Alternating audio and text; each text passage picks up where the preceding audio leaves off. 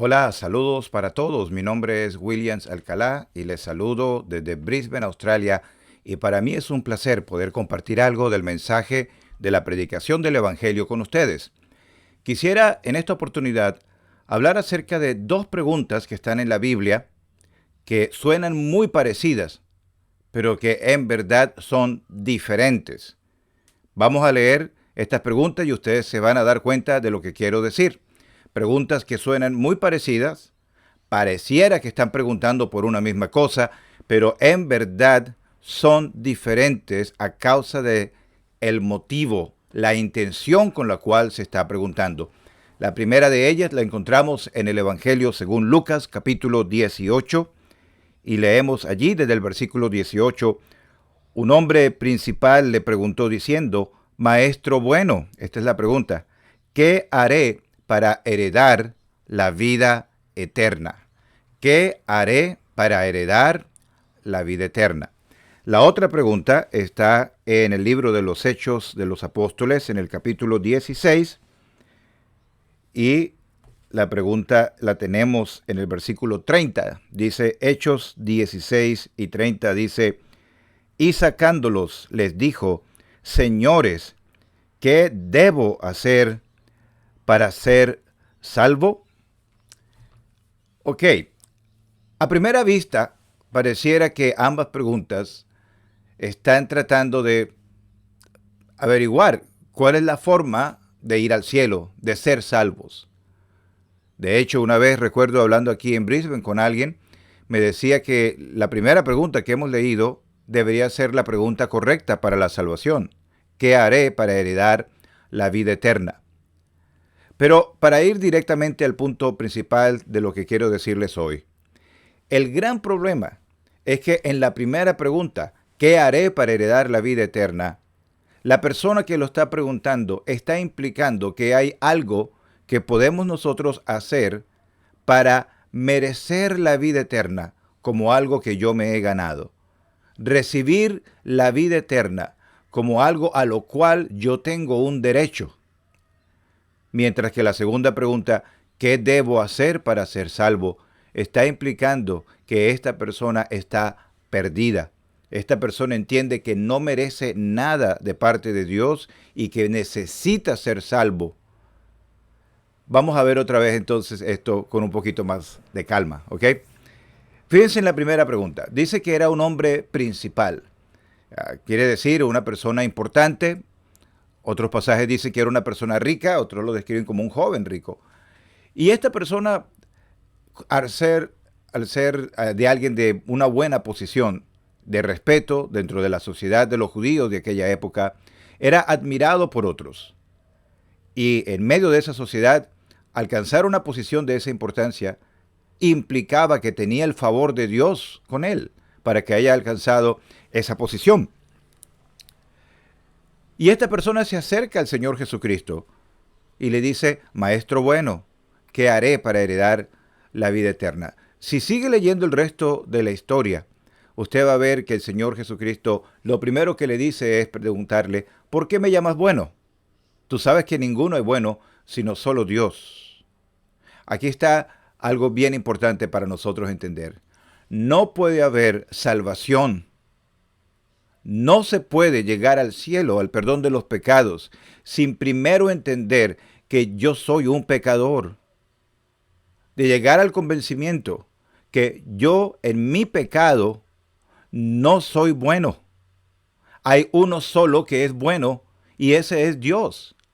Yo estoy muy seguro que la mayoría de los que están escuchando este mensaje, viendo este video, son personas que en términos generales se pudieran considerar buenas personas, buenos padres de familia, buenos hijos. No estamos tratando de decir nada malo en cuanto a ninguno de ustedes. Más bien, con mucho respeto, queremos agradecerle que esté escuchando este mensaje, pero al mismo tiempo queremos entonces decirle: el único que es completamente bueno, el único en el cual no hay pecado y que nunca ha hecho absolutamente nada malo, es uno solo.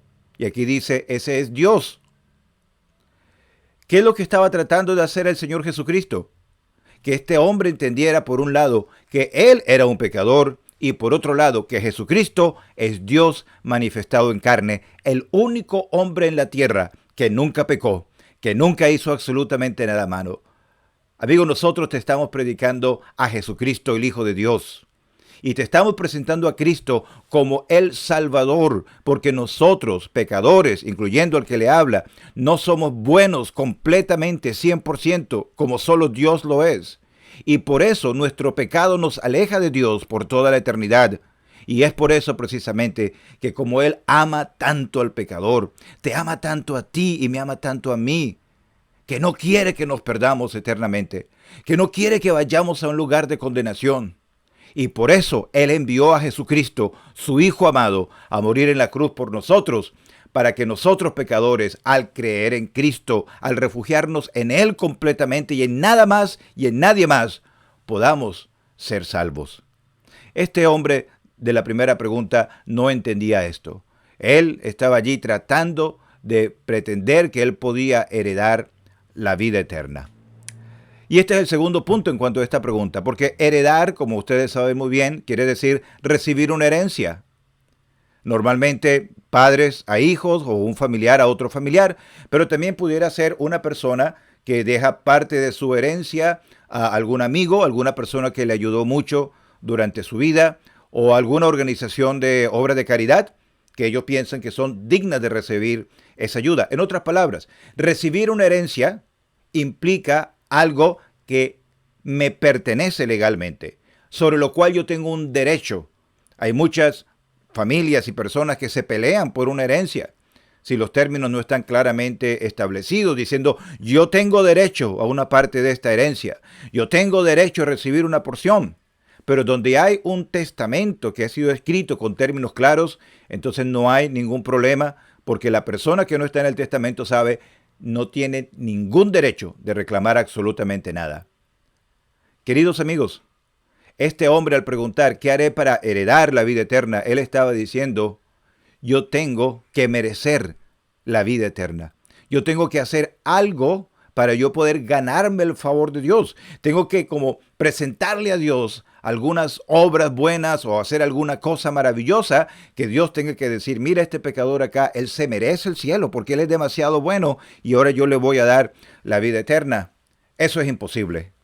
No hay ninguna persona en la tierra que pueda hacer tantas obras buenas como para que Dios diga, se ganó el cielo por lo que tú has hecho. Amigo, la salvación no se gana por lo que yo hago o lo que usted hace. Nadie, nunca. Imagínese la persona más buena que usted haya conocido en el mundo. Ninguna persona nunca puede ser lo suficientemente bueno para merecer que Dios le dé el cielo. Porque la Biblia dice, todos somos pecadores. Por lo tanto, amigo, es que tenemos que llegar a este punto de reconocer que yo no soy salvo por lo que yo haga, sino por lo que Cristo hizo. Yo no soy salvo por quien yo soy, sino por quien Cristo es, Dios manifestado en carne que murió y resucitó por nosotros. No se puede heredar la vida eterna. No podemos hacer nada para tratar de intentar recibir la vida eterna. El otro día había un documental sobre la historia del cristianismo y la persona que estaba dando la charla decía que al principio de la era del cristianismo, las personas que querían hacerse como monjes, irse a un monasterio, encerrarse allí y sufrir. Y él decía que estas personas creían que el camino al cielo era a través del sufrimiento. Si yo sufro mucho en esta vida y torturo mi cuerpo, me voy a ganar el cielo. Amigo, la Biblia no dice nada de eso. Nadie puede heredar la vida eterna, ni por obras buenas, ni por dinero, ni por sufrir en este mundo. La vida eterna sencillamente no se hereda. Vea la otra pregunta por un momento. En ese contexto, la persona que estaba preguntándola no era un principal entre los judíos, era un carcelero gentil, es decir, una persona que no era judía, que estaba trabajando en la cárcel y su deber era cuidar los presos. Normalmente esto es un trabajo muy duro, no es nada fácil, imagínense más en la época del Imperio Romano. Esta persona vio a Pablo y Silas, estos dos predicadores que habían llegado a esa ciudad de Filipo, cuando ellos fueron llevados a la cárcel. Él sabía por qué cada preso se encontraba allí, era parte de su trabajo. Y él sabía que estaban allí por predicar la palabra. Los escuchó cantando a la medianoche. Hubo un terremoto. Se abrieron las puertas de la cárcel y él pensó que los presos habían escapado. Él tenía que pagar con su propia vida si los presos escapaban. Y cuando él estaba listo para matarse, Pablo y Silas le dijeron: no te hagas ningún mal porque todos estamos aquí. Aquel hombre fue finalmente conmovido por el mensaje que estas personas habían estado predicando, por los signos que ellos habían estado cantando al Señor, y finalmente vieron que estas personas eran sinceras con lo que estaban predicando. Ellos no le deseaban mal al prójimo. Ellos querían que esta persona pudiera creer en el Señor. Y por eso este hombre se acercó ante Pablo y Silas y temblando, dice aquí la Biblia, vino delante de ellos y le preguntó: señores, ¿qué debo hacer para ser salvo? Totalmente diferente a la otra pregunta. En la otra pregunta se implicaba que él merecía hacer algo para poder heredar la vida eterna, que había alguna cosa por la cual podíamos recibir el cielo nosotros como derecho propio, como si me lo hubiera ganado. Pero este hombre llegó a una convicción importante. Él estaba perdido. Él no tenía la salvación. Él entendió que no había nada que él pudiera hacer por sí mismo, pero entendió que había algo que le estaba haciendo falta. Y él preguntó con toda sinceridad: ¿qué debo hacer para ser salvo? Yo estoy perdido. Yo no quiero perderme. Yo quiero ser salvo. Por favor, díganme, ¿qué debo hacer para ser salvo? Y la pregunta tan maravillosa de Pablo fue la misma respuesta que le queremos dar a usted hoy. Y la respuesta tan maravillosa de Pablo fue la misma respuesta que tenemos que darle a usted hoy. Cree en el Señor Jesucristo y serás salvo. Mire, amigo, aquel hombre de la otra historia, cuando él dijo que él quería heredar la vida eterna, y el Señor le dice también a él: bueno, los mandamientos sabes. El Señor le estaba probando. Y él dijo: todos los mandamientos los he guardado desde mi juventud. Mentira. No hay ninguna persona en la tierra que pueda decir que nunca ha quebrantado un mandamiento de Dios. Y él dijo: todos los mandamientos los he guardado desde que yo era un niño pequeño. Desde que tengo uso de razón, nunca he quebrantado un mandamiento de Dios. Ahí estaba quebrantando uno de los mandamientos: no dirás falso testimonio, no mentirás. Y el Señor después le dijo: bueno, si tú quieres ser perfecto, si tú quieres heredar la vida eterna, si tú quieres ganarte el cielo y tú has guardado todos los mandamientos, bueno, vamos a hacer una cosa: anda y vende todo lo que tienes. Deshazte de todas tus posesiones materiales. Tú no quieres herencias en este mundo. Tú no quieres herencias terrenales. Tú quieres heredar la vida eterna. Deshazte de todo lo que tienes. Dáselo a los pobres y sígueme. El Señor no estaba diciendo que para ir al cielo hay que ser pobre. El Señor no estaba diciendo que para ir al cielo hay que vender y deshacernos de nuestras posesiones y entregarle el dinero a los pobres, como los monjes de los cuales hablábamos hace un momento. El Señor estaba demostrándole a él que su corazón era pecaminoso, porque él tenía mayor amor por todas las posesiones de la tierra que por de verdad tener la vida eterna. Estamos claros en algo: todos tenemos que trabajar, todos tenemos que invertir. Si usted tiene un negocio, si usted tiene su empleo, por favor, hágalo lo mejor que pueda. Tenemos una responsabilidad para proveer para nosotros y para nuestros seres queridos. Eso es bíblico. Pero amar más las cosas terrenales que al Señor y las cosas celestiales no es el camino para ir al cielo. La forma de ser salvo es creyendo en el Señor Jesucristo como nuestro Salvador personal.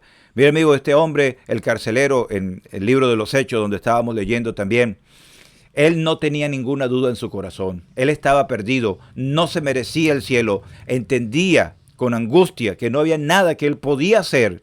Y eso es sencillamente lo que usted también necesita hacer. Entender que es un pecador, y una vez más repetimos, esto es algo que la Biblia dice que todos nosotros lo somos, y que como pecador estás perdido. No solo que estás perdido, si mueres en este momento sin la salvación de tu alma, estarás perdido por toda la eternidad. Alguien dirá: pero ¿cómo Dios puede enviarme a mí a un lugar de tormento si yo he sido tan buena persona? Querida amiga, querido amigo, de todo corazón y con respeto queremos decirle una vez más, no se trata de cuán buena o bueno es usted, porque seguro que lo es. Es sencillamente entender que el cielo es un lugar tan perfecto, tan limpio, que ni una gota de pecado puede entrar al cielo. Y usted y yo tenemos pecado, no podemos negarlo. No se trata que el cielo es algo que se da como una recompensa para aquellos que lo merezcan más o no. La Biblia nunca muestra nada de eso. Toda la gloria es para Dios. Él dio a su Hijo Jesucristo. Él murió en la cruz. Allí llevó mis pecados sobre su cuerpo en el madero. Y en aquella cruz derramó su sangre para darme la vida eterna. Y al tercer día resucitó de entre los muertos y vive para siempre. Amigo, no hay ninguna otra esperanza a la cual podamos refugiarnos sino al Señor Jesucristo. No hay ningún otro nombre que nos pueda dar salvación. Nadie va a llegar al cielo y va a decir, yo llegué aquí porque yo me lo merecí, yo lo heredé, yo lo gané. No. Cada persona que llega al cielo un día, vamos a decir, yo estoy aquí solamente por Él, por Cristo. Porque yo, siendo un pecador, un día clamé a Jesucristo de todo corazón por la salvación y Él me salvó. Amigo, necesitas un momento específico en tu vida cuando te acerques a Cristo de esta manera por la fe y clames a Él por la salvación como lo hizo este carcelero. El hombre de la otra historia, el principal entre los judíos, cuando escuchó lo que Jesús le dijo, dice la Biblia, se fue triste. Estuvo tan cerca del Señor Jesucristo, pero su orgullo era más grande y salió triste. Pero si lee la historia del carcelero de Filipo, va a ver que dice que él se regocijó con toda su casa. Él terminó con gozo. Amigo, ojalá usted pueda sentir la realidad de su pecado y puede entender que usted no puede heredar la vida eterna, pero al mismo tiempo puede entender que Jesucristo murió en la cruz por ti para salvarte, resucitó de entre los muertos y puedas poner hoy, este puede ser el momento decisivo en tu vida, cuando pongas toda tu confianza en el Señor Jesucristo y el Señor te va a salvar. Hoy puedes ser salvo, hoy puedes venir a Cristo, que así sea y que el Señor bendiga su santa palabra.